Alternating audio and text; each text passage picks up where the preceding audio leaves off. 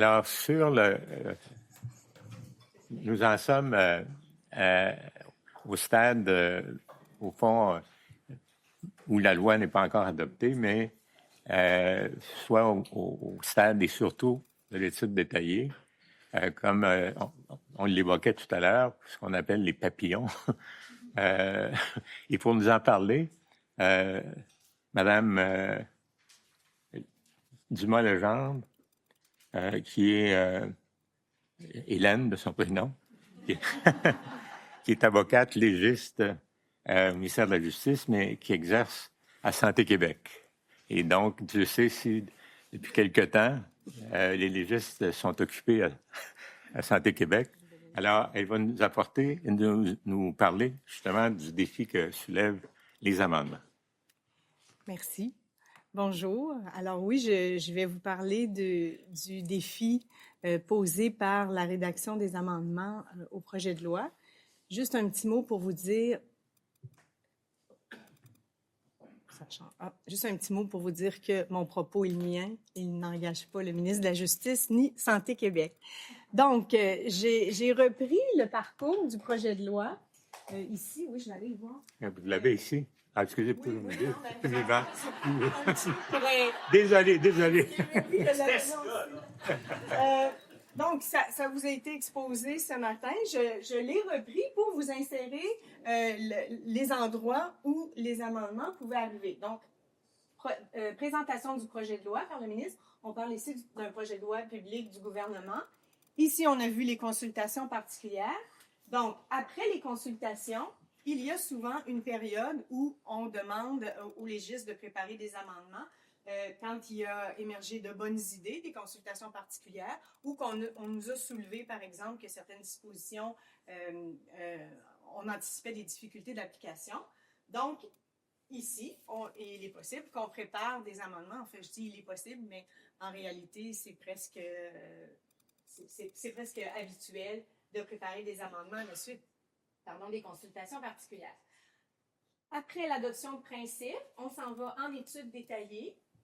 Et en étude détaillée, il émerge beaucoup aussi d'amendements, soit que ce sont les amendements qu'on a préparés ici, qu'on dépose en étude détaillée, ou c'est des amendements qui sont proposés par les membres de la commission, ou des amendements qui émergent simplement du débat.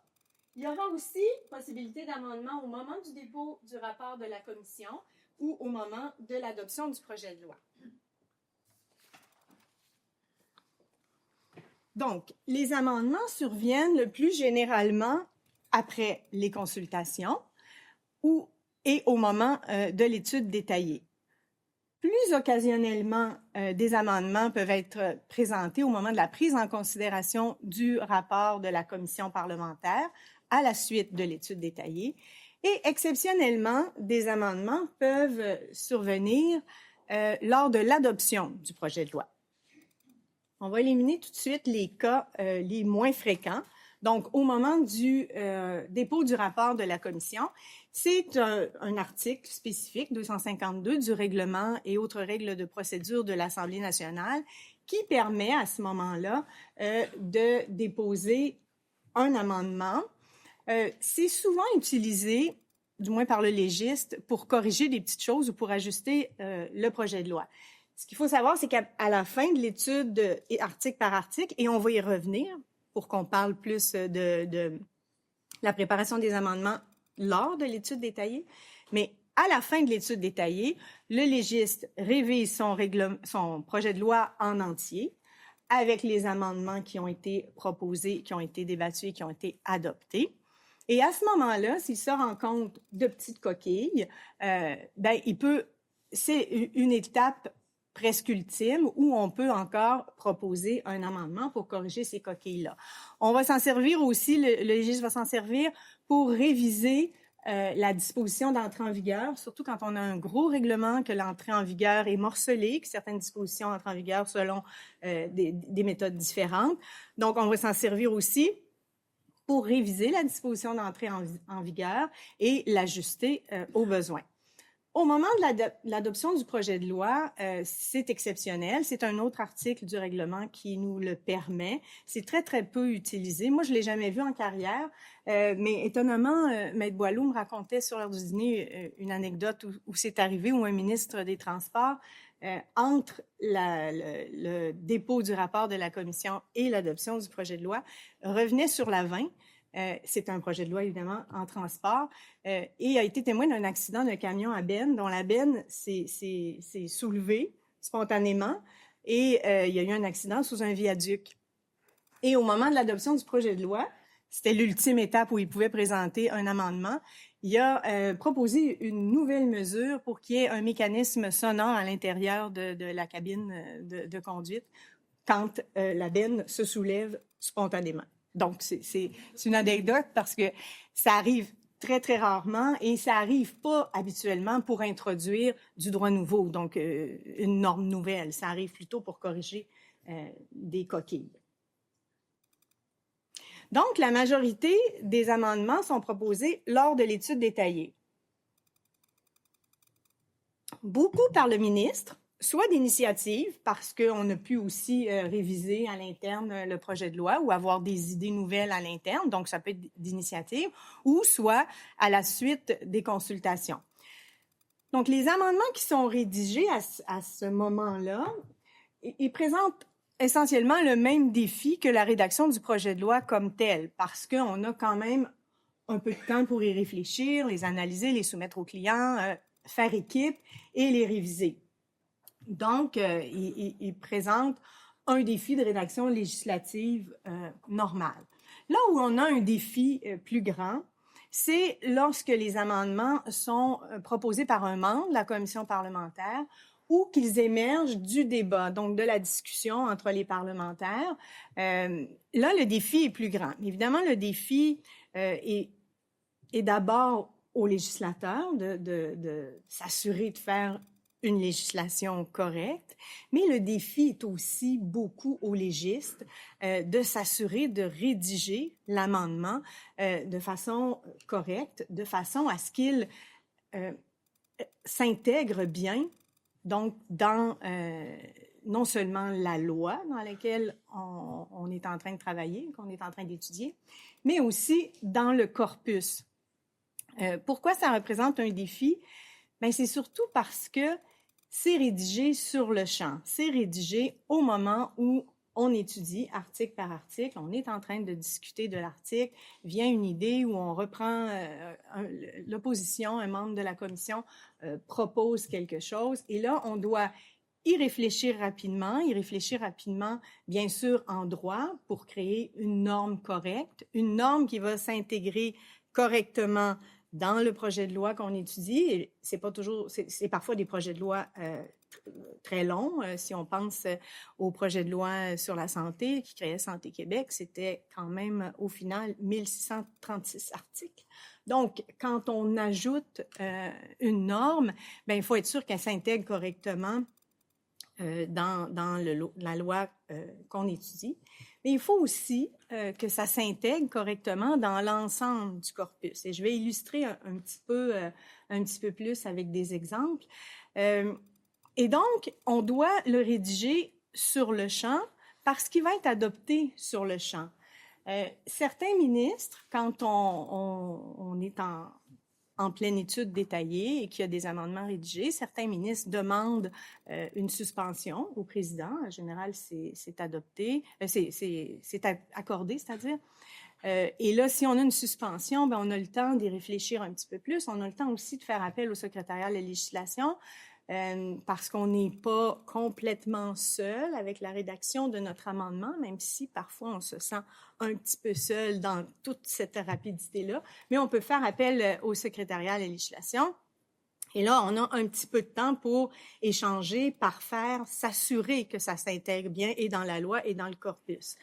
Mais parfois, il y a des ministres qui souhaitent aller rondement avec l'étude détaillée et qui apprécient moins les suspensions. Donc, ils demandent aux légistes, et on le voit quand même assez souvent, de rédiger pendant que l'étude détaillée continue. Donc là, le légiste doit assurer une qualité de rédaction en même temps qu'il écoute la commission, parce que si les questions sont de nature un peu plus juridique, bien évidemment, c'est lui qui va être appelé à répondre. Donc, c'est le contexte dans lequel on rédige les amendements qui fait surtout que le défi est grand.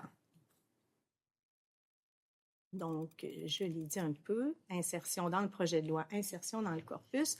Donc, le défi, évidemment, il est en droit par rapport à la norme. Donc, la norme doit bien s'insérer dans le cadre déjà légal dans lequel elle s'insère, mais c'est aussi un défi de rédaction. Notamment, et je vous l'illustre ici par un exemple, l'utilisation du vocabulaire. Ça peut paraître anodin, mais ça peut ne pas être sans conséquence. Et en législation, en rédaction, on n'a pas de lexique des mots non législatifs, comme on a un lexique des mots non parlementaires. Mais on doit quand même porter une attention particulière aux mots. Alors, je vous donne l'exemple. On est dans l'étude détaillée d'une loi, ici, au fin de mon exemple, qui n'est pas une loi du domaine de la santé. Et on veut rédiger une norme qui a trait aux résidences pour personnes âgées. Alors, si on se parle ici dans la salle, on écrit la norme avec l'expression résidence pour personnes âgées. On est tous d'accord ici que tout le monde va bien comprendre le concept. Maintenant, comme dans les lois sur la santé, l'expression résidence pour personnes âgées n'est pas utilisée, c'est toujours résidence pour aînés. Mais là, il y aura possibilité de créer une confusion, c'est-à-dire au moment de l'interprétation et donc de l'application de la loi, on va se demander, est-ce qu'on vise bien aussi les résidences pour aînés de la loi? Et pire encore, si par mégarde, on vient écrire résidence pour personnes âgées en vertu de la loi sur la gouvernance du système de santé et de services sociaux. Parce que là, on réfère à un concept qui n'existe pas réellement dans cette autre loi-là. Et là, il est entendu, et je pense qu'on va tous le convenir ici, que si un juge interprétait cette loi-là, il en viendrait assez facilement à la conclusion qu'on référait au même concept. Mais nous, légistes, on n'écrit pas pour le juge. On veut surtout pas que nos dispositions se rendent au juge. On veut qu'elles soient bien comprises et bien interprétées dès l'assujetti, donc dès le premier lecteur, et aussi dès la personne qui doit les appliquer. Donc, si on ne porte pas attention à ce vocabulaire-là, bien évidemment, on ne rend pas service à l'interprétation de la loi ni à son application, parce qu'il y aura sur le terrain confusion et on se demandera, ça prendra un avis juridique pour savoir si on visait vraiment le concept bien établi d'une autre loi. Donc, ce n'est même pas une erreur que ferait le légiste en parlant de résidence pour personnes âgées, parce que c'est un concept en français qui se comprend très bien, mais il créerait une erreur d'intégration de sa disposition dans le corpus. Mais tout ça, ça se fait en 5 minutes. Donc, il faut qu'il ait la présence d'esprit de se dire, est-ce que c'est vraiment comme ça qu'on parle de ce concept-là dans notre loi, dans la loi dans laquelle on travaille actuellement, et dans l'ensemble du corpus. Je vous donne un autre petit exemple aussi, hormis le vocabulaire.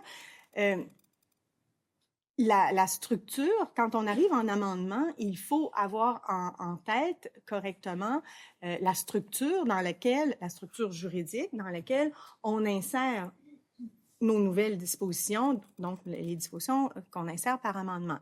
Par exemple, si une loi contient plusieurs régimes de sanctions disciplinaires pour, par exemple, plusieurs professionnels, et qu'on vient par amendement viser un autre professionnel et qu'on lui crée un nouveau régime, si on s'éloigne de la structure des autres, ben on donnera à l'interprète une difficulté supplémentaire pour savoir si la logique est la même dans les deux cas. Donc ça aussi, c'est un défi qui se relève en 5 minutes. Même chose, l'autre défi, et ça, il y a souvent des demandes expresses par rapport à ça, de reprendre dans une loi particulière un concept qui existe déjà, par exemple dans le Code civil. Donc, quand on est en train d'étudier une loi où on traite des mineurs, bien souvent, comme question émergera, bon, mais si on doit lui transmettre des renseignements ou on doit prendre une décision, qui va prendre la décision. Donc, on explique que c'est régi par le Code civil, mais souvent, les membres de la commission nous demandent, bien, est-ce qu'on ne pourrait pas l'écrire ici dans la loi aussi? Ce serait plus facile à comprendre, on le saurait d'emblée. Mais il faut éviter de rapporter dans une loi particulière un concept qui est déjà bien établi puis qu'on connaît. Là, je vous ai mis l'exemple donc du rôle du titulaire de l'autorité parentale. Il faut aussi avoir en tête, et j'ai appelé ça le défi de rigueur, il faut aussi avoir en tête que quand on ajoute un amendement à une loi, je vous ai cité l'exemple de la loi visant à rendre le système de santé et de services sociaux plus efficace, donc la loi qui a créé Santé Québec. C'est une loi qui s'est terminée à 1636 articles, donc dont 639 articles modificatifs. Donc, au moment de l'étude détaillée, il sort une nouvelle idée, on décide de faire un amendement. Supposons que c'est un amendement qui modifie quelque chose qui est cité souvent dans d'autres lois, donc une référence. Bon, prenons l'exemple, on a appelé la nouvelle Société d'État Santé Québec. Supposons que lors de l'étude détaillée, on en était venu à se dire, bon, on voudrait l'appeler autrement, on voudrait l'appeler Notre Santé Québec. Bien, évidemment, l'amendement, il va concerner la loi nouvelle qu'on a créée, mais il faut aussi vérifier dans toutes les dispositions modificatives, puis aller tout ajuster ça aussi. Donc, le défi, toujours en 5 minutes, est d'avoir cette rigueur-là, mais probablement que dans l'exemple que je vous donne, si on avait changé le nom, on aurait demandé une suspension pour aller bien cibler toutes les dispositions.